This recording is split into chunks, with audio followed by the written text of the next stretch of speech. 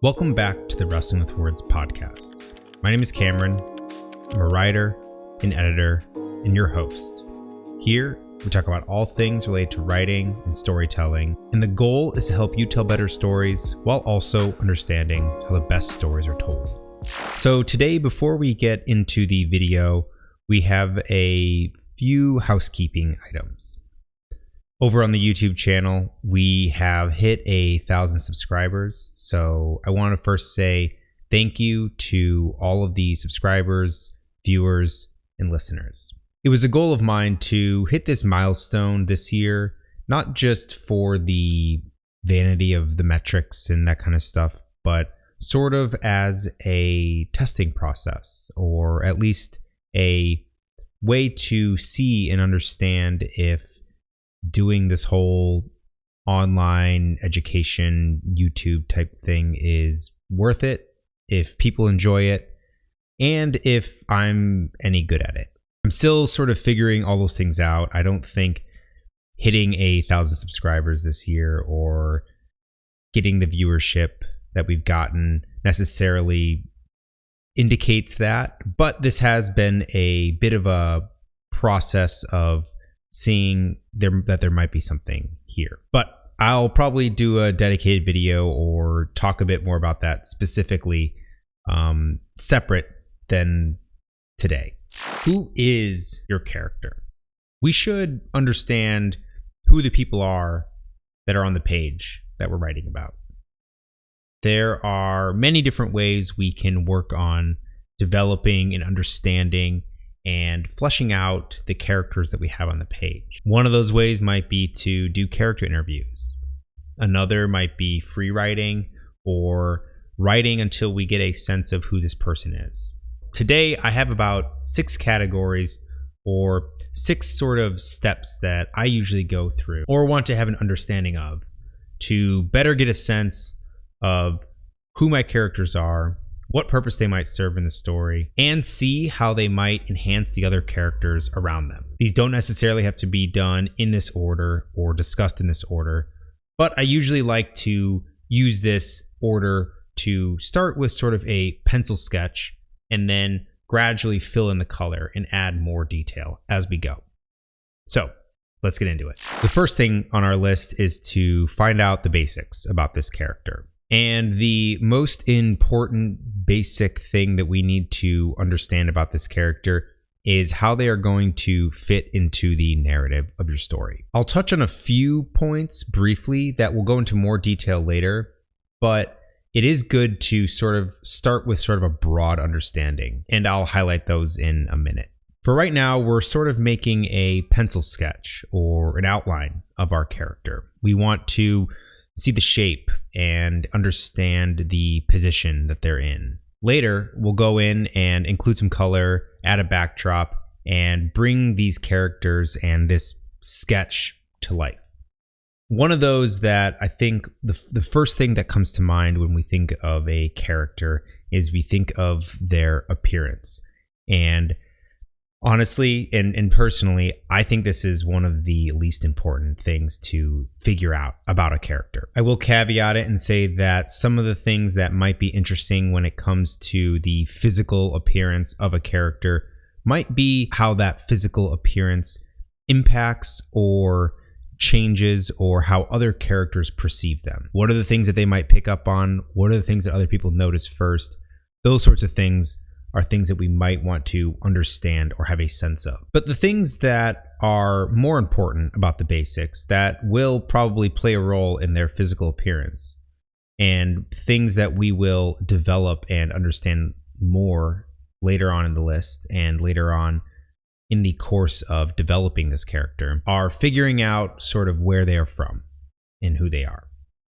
Those being, what is their culture? This could not just impact their physical appearance, but also the identity that they hold, as well as the languages that they speak or don't speak. We also want to understand their beliefs, this being a fundamental bedrock of sort of creating who this person is and what they stand for. What do they believe is true? What sort of philosophies or ideals do they subscribe to, are other things that we can ask while we're understanding the basics of this character. And then the other thing that we should understand is the backstory, but more so at this point, knowing a surface level of their backstory.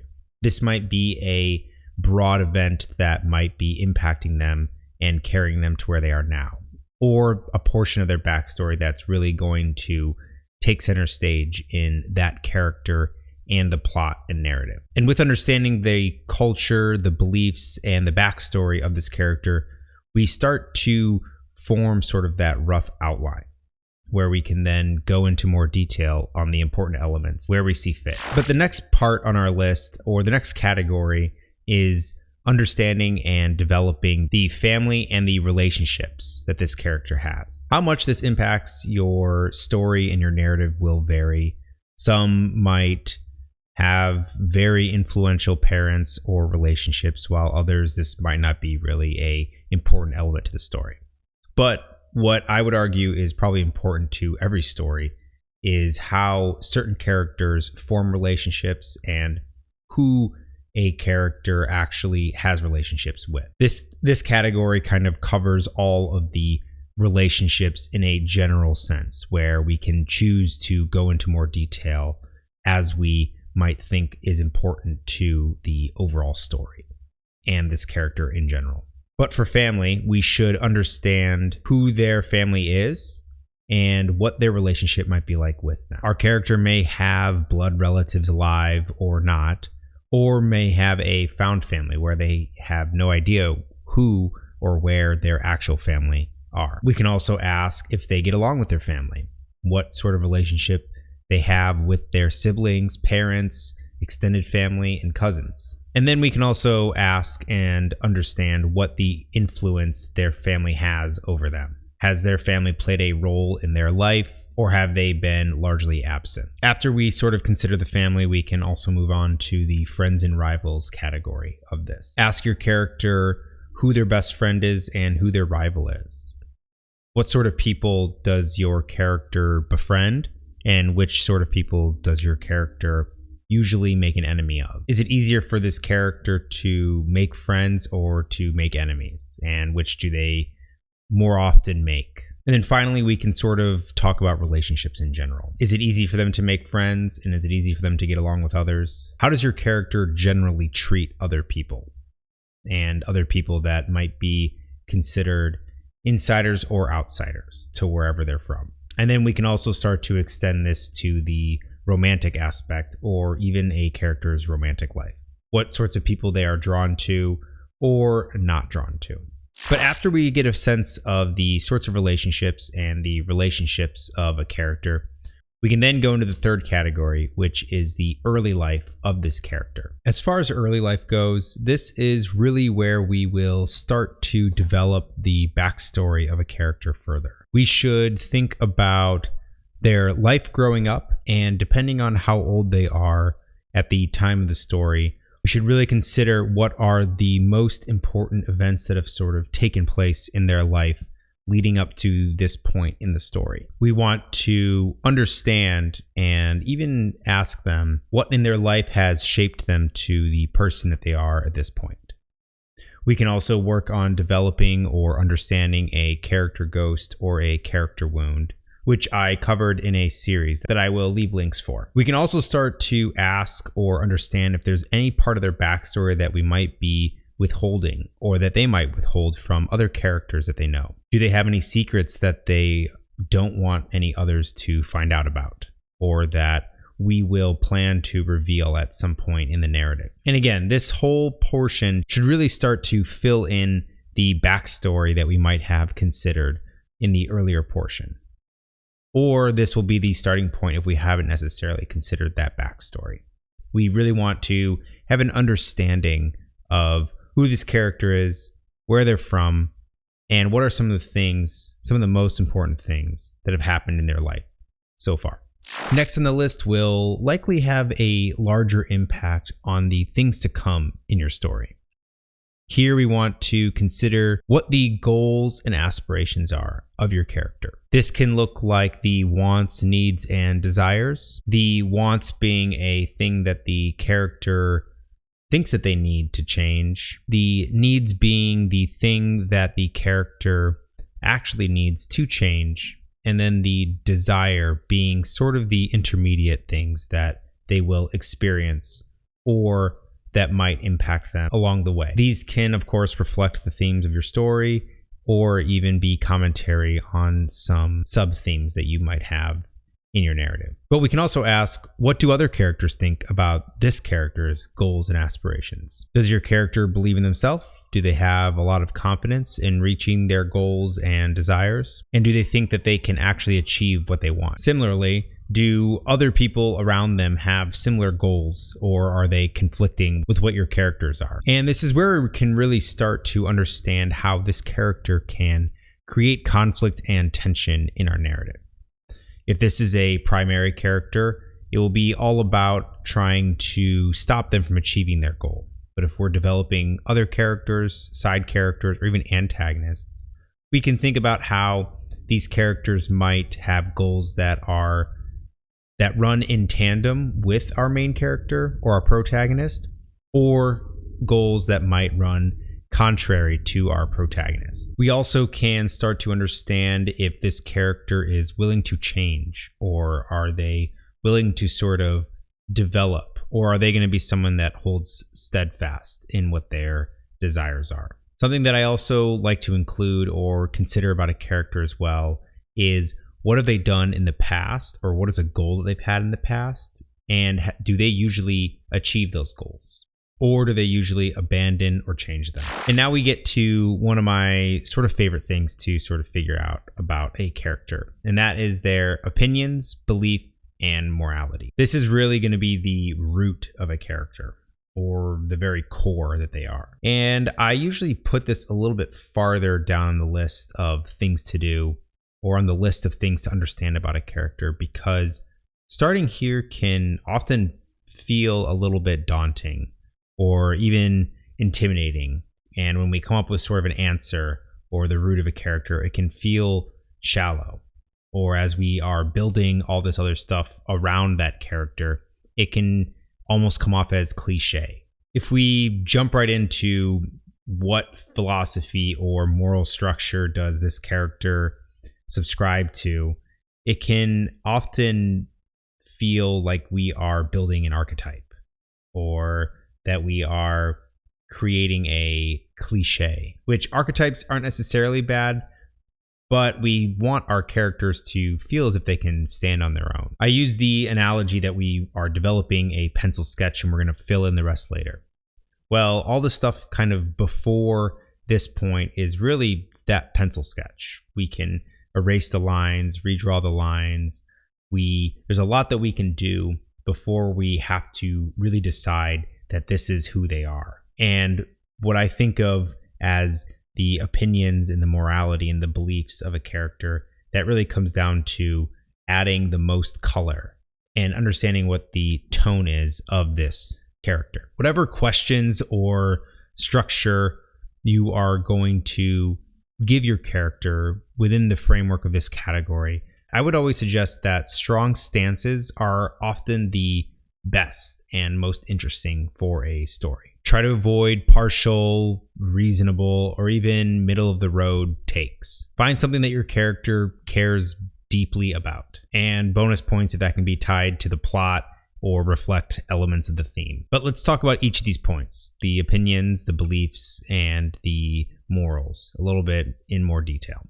When it comes to opinions, I usually categorize or think of these things as something that will change, or something that will probably change over the course of the story. This could be a strong stance that then gets resolved, or that our character changes on. It could also be just an opinion of something that, after being exposed to something else, that they change their stance on. And whether this is a misunderstanding, misbelief, or deeply held position, the change that they will experience in this sense does not always have to be positive. It can be negative, it can be positive, it can be for better or for worse. In this case, as long as your character is changing, we are sort of fulfilling the role of an opinion. When it comes to beliefs, though, these will be the bedrock of why your character is the way that they are. Questions that we might ask here might pertain to a belief in God or some other higher power, trust, or again, a belief in a deity, governmental institution, or even family ideals and societal structures. Really examine your character and figure out what it is that they believe and what is it that they believe in that will impact the plot, other characters, and even the role it might play in their arc. Beliefs can be a stage where we see the biggest and most fundamental change in a character. This belief can change in a positive or negative way, or it can be tested and pried at, only to be reinforced. This is where we really see what a character is made of and how strong they believe in what they believe in. And then the last thing in this category is the morals or the morality of your character. This isn't necessarily a place to plot out or consider what are the things that my character think is good or bad or moral or immoral. But I usually think of this as the battleground on the page for each decision that a character might have to make in tough situations. We can start to play test this and understand prior to getting to that point on the page by asking or even having an understanding of what might make this character feel shame or pride, resentment or guilt. What exactly will break your character or make your character from an emotional perspective? Really consider pushing the limits here. See what a character might lie about or what they will never lie about. What will make them cry and how they will feel if they make somebody else cry. How would they define strength and what would they consider a weakness? All of these questions are up for grabs when we're trying to understand the moral structure of a character. And it will make it easier when they are faced with a hard decision or put them in a hard decision where they might make a bad choice or be forced to justify a choice that they made. And finally, we have the strengths, weaknesses, and specialties. This is where we can start to go into the cool aspects of a character or understand the things that might make them cool or might make them stand out even more amongst your cast. We like seeing competent people do things competently. Similarly, if a character is charming or very likable, but not very competent, they can still be enjoyable to root for. This is a sliding scale and a sort of a balancing act that you might have to make with any character that you are developing. And we are using this in the broadest of terms. You shouldn't go at creating a character by tweaking and sliding this scale of competency, likability, or agency for every character that you've ever created. This is more of just a framework of how to understand a character and maybe the role that they're going to play in a story and why a reader might be rooting for them. You can hear more about this from Brandon Sanderson, as I believe he's the one who sort of came up with the model. But again, this is just a model, just a schematic structure. This won't make a character or break a character, but it might help us and it might be a good tool to help understand a character a little bit better. But let's briefly talk about the strengths, the weaknesses, and the specialties to wrap things up. For strengths, we want to understand what a character is good at. What do they enjoy? And how can you use their strengths in situations where they might not be comfortable or familiar? A very common mistake that we might make with strengths is, or at least a primary character, in a situation where we really don't think they are going to fail. For instance, if we have a very skilled fighter, we may feel no tension or feel no risk for their life in a fighting scenario or in a scenario where they are in a fight. But put them in a courtroom or in a debate, and now they have to try and use their strengths and use some of their skills that they might be proficient in a situation where they are not as proficient or familiar. For weaknesses, we want to understand what they're bad at, of course, and understand the things that they don't enjoy. And then we want to see what happens when we put a character in situations where they either aren't prepared or it is not their forte to be in. This is where we want to have them use their strengths to sort of overcome these weaknesses or these points of vulnerability. And then, of course, we have the specialties. What exactly is going to make this character stand out? Why are they here, and what do they add that no other character can? And then we want to see how we might be able to take these specialties that we've developed and in what situations will they be able to shine best and where we can showcase them on the page. Another thing to understand, which might come out in the backstory or while we're developing other aspects, is how they came about these specialties. Were they earned? Was there a price that they paid for it? Was it given to them? Were they born with some sort of ability? And what do others think of this ability? That sort of wraps it up. These were 6 sort of categories to consider while trying to make our characters more believable, engaging, and give us a better sense of who they are and what their purpose is in the story. But let me know what you're wrestling with. Do you use some of these categories to develop your own characters? And what sort of questions do you ask to get to know your characters better? That's all to say. Thanks for watching. Thanks for listening. And I'll see you next time.